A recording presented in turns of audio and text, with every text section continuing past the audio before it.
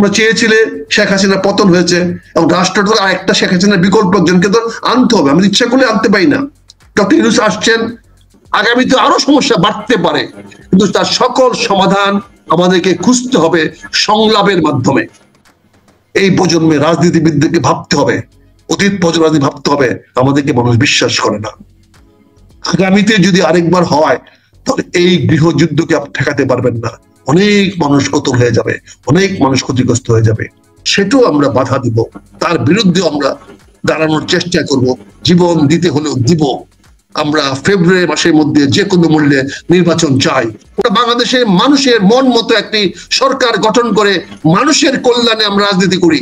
একদম প্রমাণ করেন একবার, একবার রাজনীতিবিদরা আপনারা প্রমাণ করেন যে আপনারা দেশের মানুষকে সঠিক নেতৃত্ব দিতে আপনারা সক্ষম।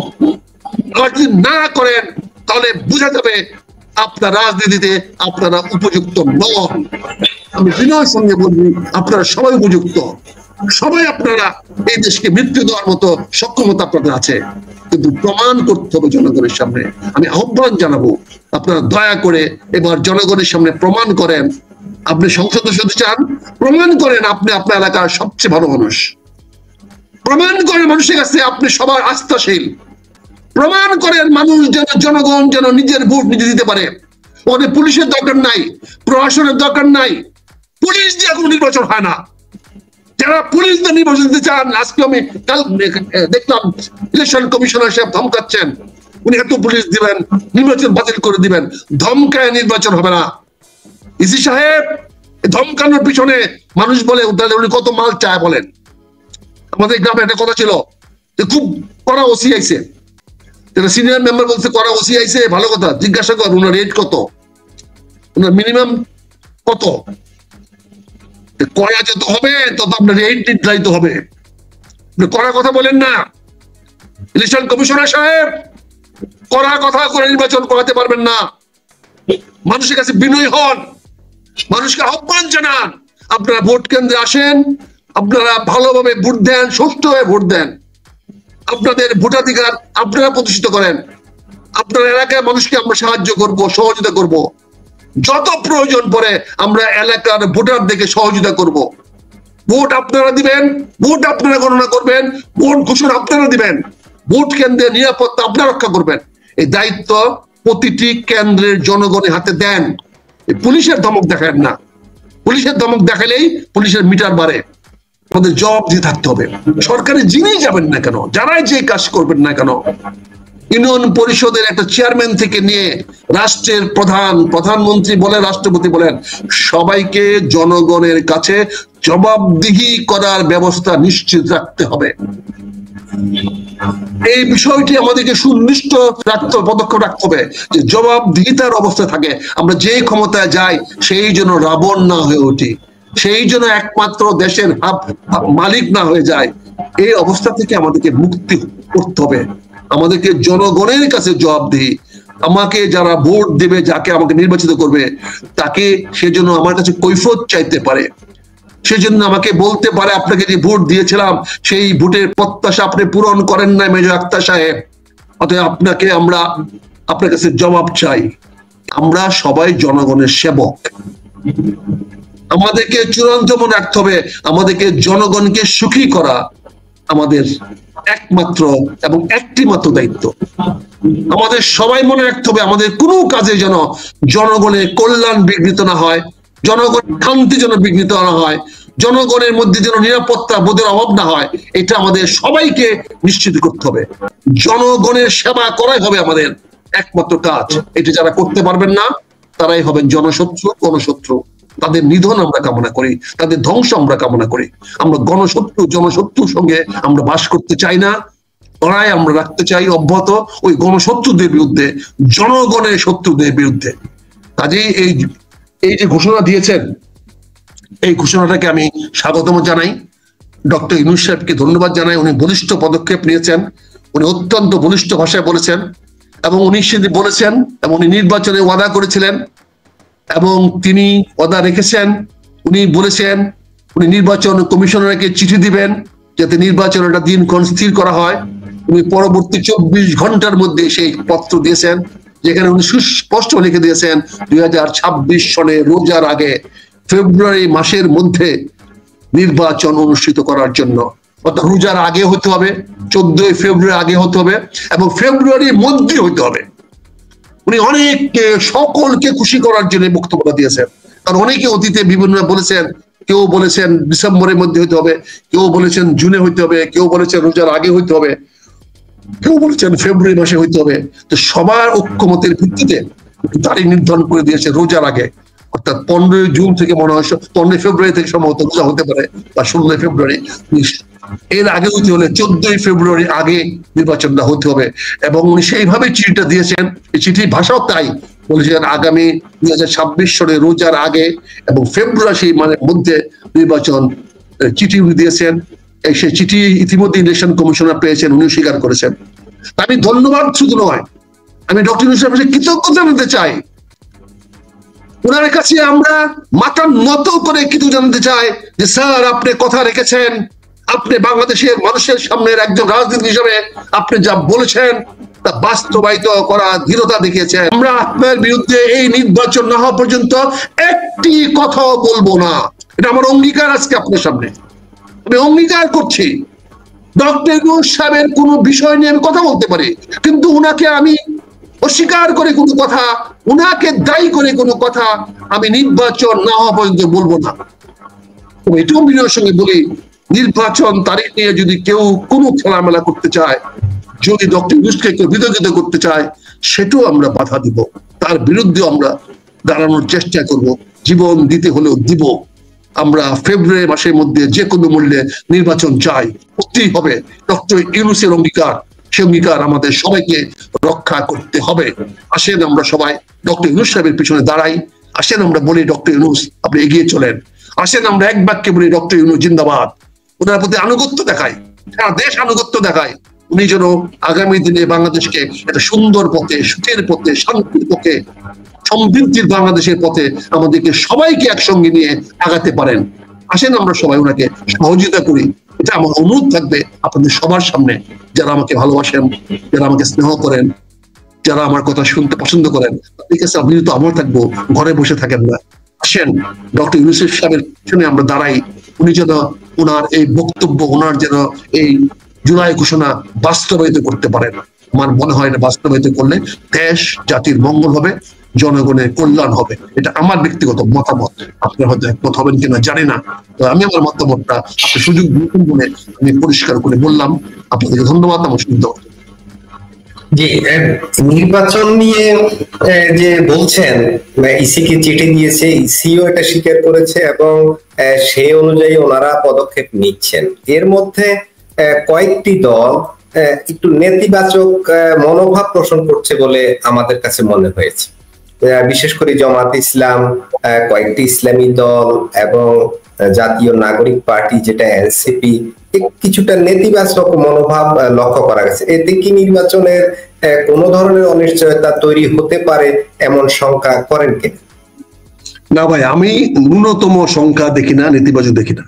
দেখেন আমি একটা কথা বলি, প্রতিটি মানুষের তার বক্তব্যটা দেওয়ার অধিকার দিতে হবে। তো সবাই যদি খালি ভালো ভালো ভালো ভালো বলেন তাহলে তো হলো না।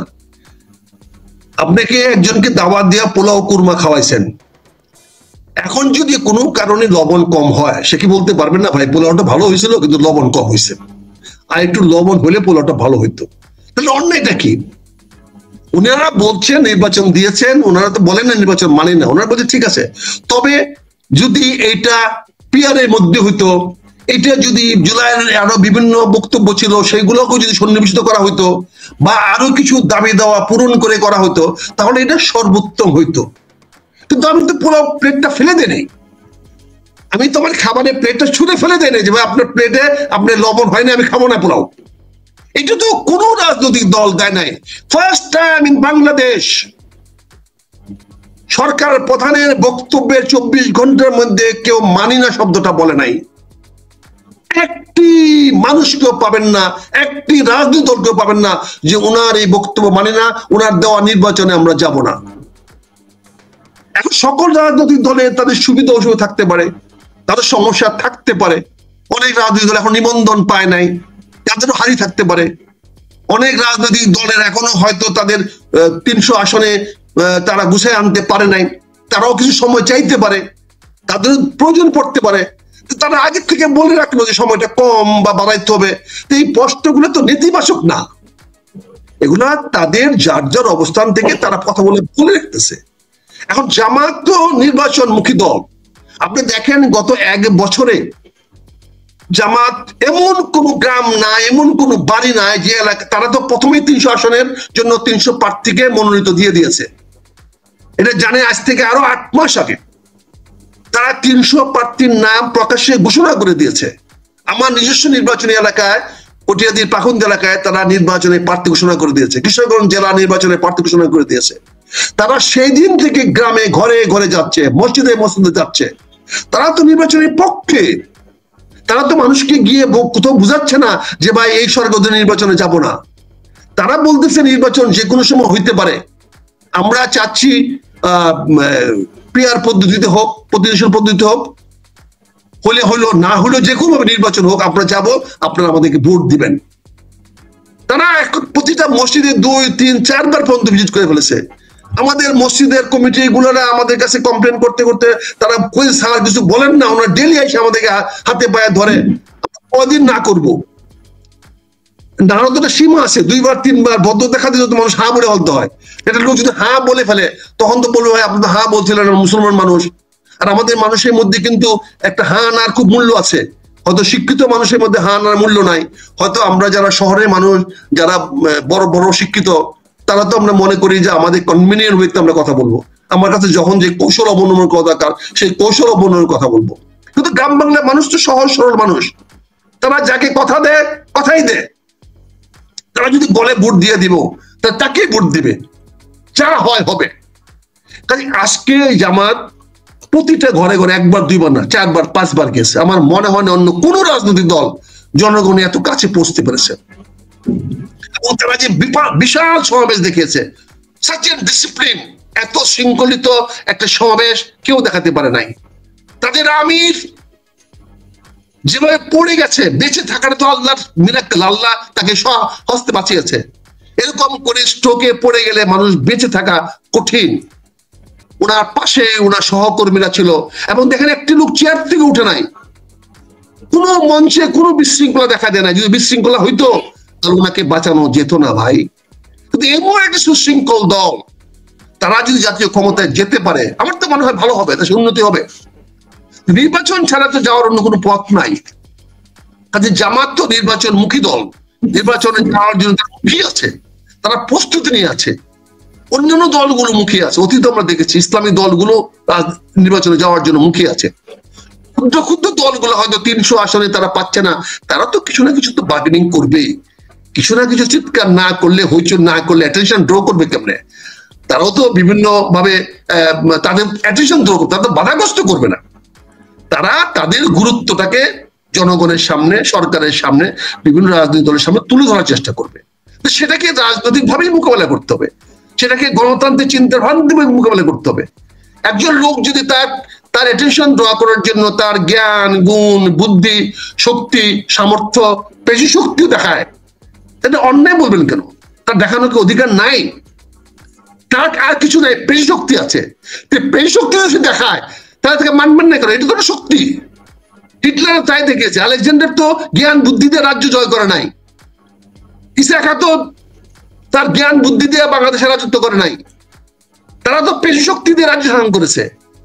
তারা যদি পেশি শক্তি রাজ্য শাসন করতেছে, তারা যদি গ্রেট আলেকজান্ডার হইতে পারছে, তারা যদি গ্রেট মোগল হইতে পারছে, সুলেমান হইতে পারছে, তাহলে কেন যে কোনো আইটি পার্টি কেন পারবে না?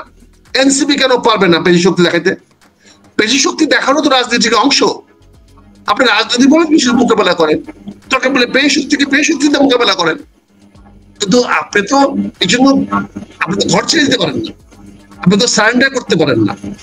যে যে ভাষায় কথা বলবে তার সঙ্গেই রাজনৈতিক প্রতিপক্ষ সেই ভাষায় কথা বলবে, এতে সংঘাতে কিছু নাই।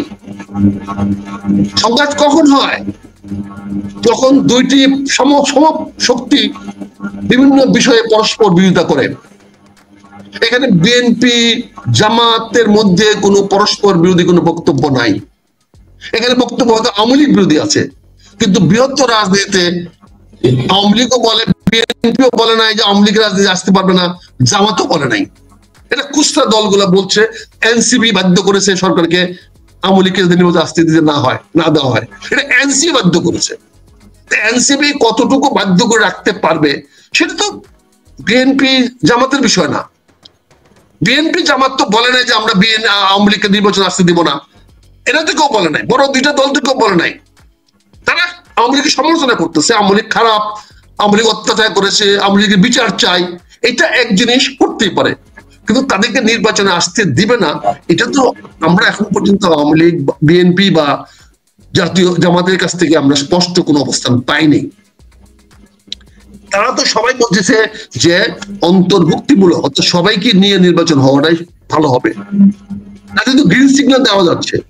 আমাদের সব একই কথা বলেছেন, নির্বাচনে সবাইকে সুযোগ দিতে হবে। আমেরিকানরা একই কথা বলেছেন, ইন্ডিয়ানরা একই কথা বলেছেন যে অন্তর্ভুক্তিমূলক নির্বাচন তারা সবাই দেখতে চায়। চীনও তাই বলেছেন। এখানে বহিঃশক্তির তো কোনো দ্বিমত নাই অন্তর্ভুক্তিমূলক নির্বাচনে। এখানে নির্বাচনটা সংগঠিত হোক, এই ব্যাপারে তো কোনো তৃতীয় পক্ষের নাই। ডক্টর ইউনূস সাহেব ফেব্রুয়ারি মাসে নির্বাচন ঘোষণা করে উনি সবাইকে এক জায়গায় নিয়ে আসছেন।